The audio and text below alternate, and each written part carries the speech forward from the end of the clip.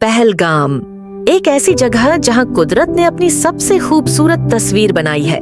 बर्फ से ढकी वादियां, कलकल करती नदियां और शांति की सौंधी खुशबू। लेकिन हाल ही में इस जन्नत को बारूद और गोलियों की गंध ने फिर से कलंकित कर दिया। नमस्कार दोस्तों, स्वागत है आपका।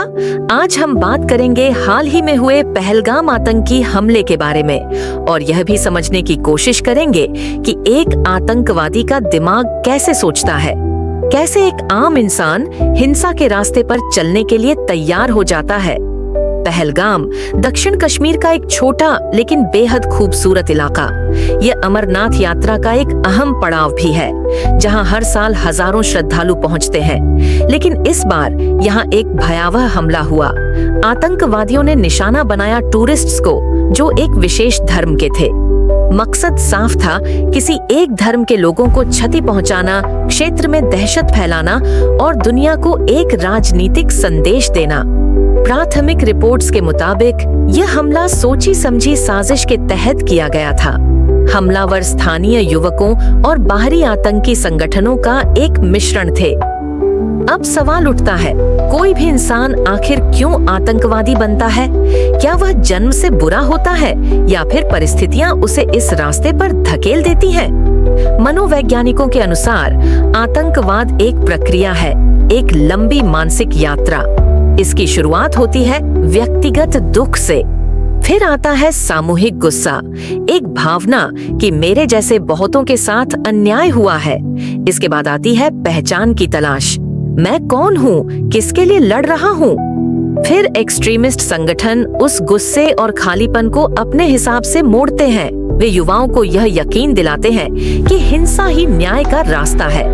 यह एक किस्म का ब्रेन वॉशिंग है, जहां व्यक्ति अपने परिवार, दोस्तों, समाज सब कुछ छोड़कर केवल संगठन और उसकी विचारधारा के प्रति वफादार बन जाता है। 70% से अधिक आतंकवादी समूह में दबाव और वैचारिक प्रचार के माध्यम से भर्ती होते हैं। अब जरा और गहराई में चलते हैं।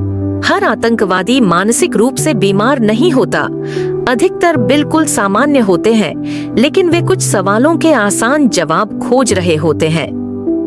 इस प्रक्रिया को मनोविज्ञान में कहते हैं कॉग्निटिव क्लोजर। जब समस्याएं जटिल हों और जिंदगी उलझी हुई लगे, तब इंसान आसान लेकिन चरमपंथी विचारों की ओर भागता है।